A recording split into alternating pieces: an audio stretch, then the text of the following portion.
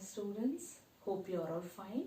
In this video we are going to see chapter 11, transportation in animals and plants, part 1. Under part 1 we are going to see topics like what is transportation in living organisms, circulatory system in human. Under circulatory system in human we are going to see about blood, composition of blood and blood vessels. First we will see what is transportation in living organism.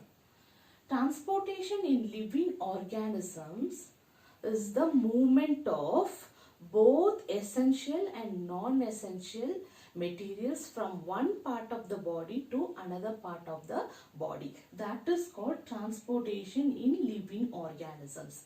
What are called essential materials? Essential materials are the materials which are needed by the body. Example, digested food materials, oxygen. So these are all essential materials. What are called non-essential materials? Non-essential materials are the materials which are not needed by the body. Example, carbon dioxide and other waste products like urea and creatinine. So these are essential and non-essential materials. So what is called transportation in living organism? Transportation of or movement of essential and non-essential materials from one part of the body to another part of the body. And next one is we are going to see about circulatory system in human. So first topic under that is blood. What is called blood?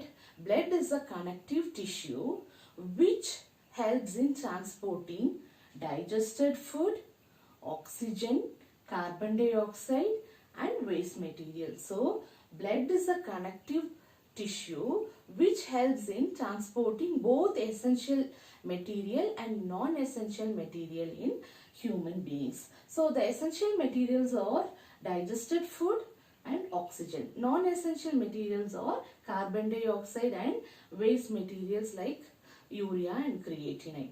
And we'll see from where to where it transports the essential and non-essential materials.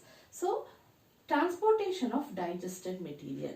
Digested material is transported by the blood from small intestine to the cell for cellular respiration. So in the cell, as we already see when studying about cells, inside the cell and that too in the mitochondria, cellular respiration takes place. It is the breakdown of digested food material into energy. So that is called cellular respiration. For this purpose, cellular respiration, digested food material is taken from the small intestine to the cell. Now transportation of oxygen. Oxygen is transported from the lungs to the cell. So we inhale oxygen through breathing and the oxygen reaches the lungs. From the lungs, alveoli, the blood vessels in the alveoli picks the oxygenated blood and that oxygenated blood is transported to each and every cell for again cellular respiration, because for the breakdown of digested food material to release energy, oxygen plays an important role. Oxygen helps in unlocking the energy which is locked in digested food material. For this purpose, blood brings oxygen to the cell for cellular respiration. And transportation of carbon dioxide. Blood transport carbon dioxide from the cell. So when the cell is undergoing cellular respiration or during the process of breakdown of digested food material, it releases carbon dioxide. That is taken or picked by the blood. From the cell it picked the carbon dioxide and it takes or it transport carbon dioxide from cell to again lungs for gaseous exchange, and through exhalation we will leave out carbon dioxide. Next one is waste materials like urea and creatinine and all. During many activities our cell produces waste materials that is picked by the blood, and that is transported from the cell to the kidney for blood purification. In kidney, purification of blood takes place and removal of waste substances takes place. It helps in getting rid of waste materials from the body. So blood plays an important role in transporting both essential materials and non-essential materials from one part of the body to another part of the body in human. Next, we are going to see composition of blood. Blood is composed of two main components. One is cell, another one is fluid part. First, we will see about cells. Cells, there are three types of cells, blood cells. One is RBC, that is red blood cells. Another one is WBC, that is white blood cells. Last one is platelets. So RBC. RBC, it is red blood cells. It contains hemoglobin. It is also called respiratory pigment. This thing, that is hemoglobin, plays an important role in binding with oxygen. So it is called a respiratory pigment because it have ability to bind with oxygen. So when we inhale oxygen, it reaches the lungs.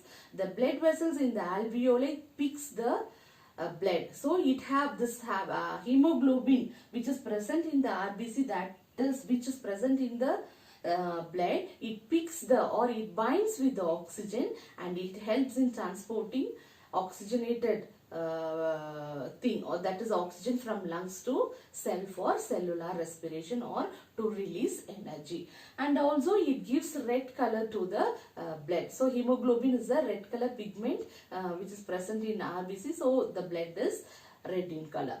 Next one is WBC, that is white blood cells. It plays an important role in defense mechanism. That is, it protects our body from the germs or other pathogen or dust particles, other foreign particles which is entering into the body, and it help in it helps in protecting us from many diseases. So this is the role of WBC. Next one is platelets. This helps in, or this plays an important role in clotting of blood in the site of injury. So when injury takes place, these platelets accumulate in the site of injury, and it forms clotting which prevents the loss of bleeding. So platelets helps in clotting of blood, and also it helps in preventing loss a lot of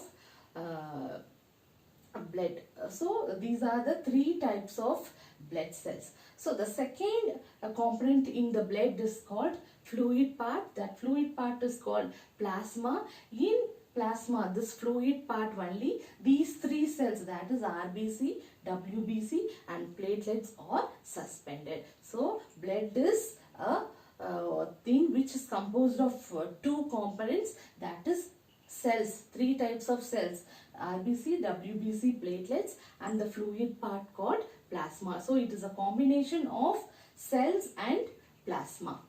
Next one is blood vessels. There are three types of blood vessels. One is arteries, veins and capillaries.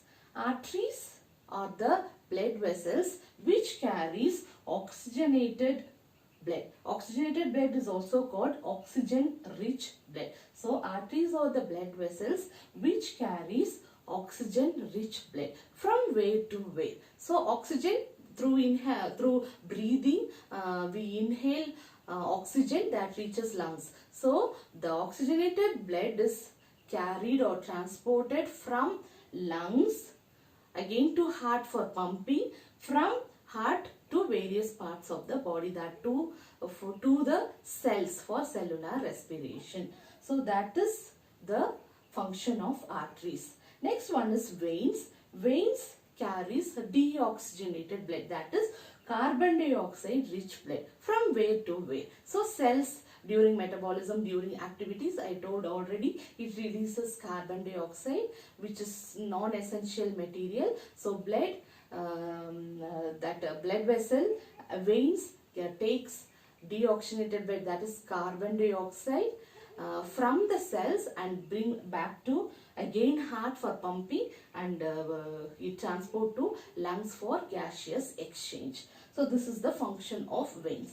Next one is capillaries. Capillaries is the smallest blood vessel of arteries and veins, which helps in transporting oxygenated blood to the cells, and also collect the non-essential things from the cells. So this is the fine smallest blood vessel which can even reach the cell. So that is the function of capillaries. So these are the three types of blood vessel, that is arteries, veins and capillaries. And students, in part 1 we discussed what is transportation in living organisms, circulatory system in human, and that we discussed what is blood, composition of blood and blood vessels.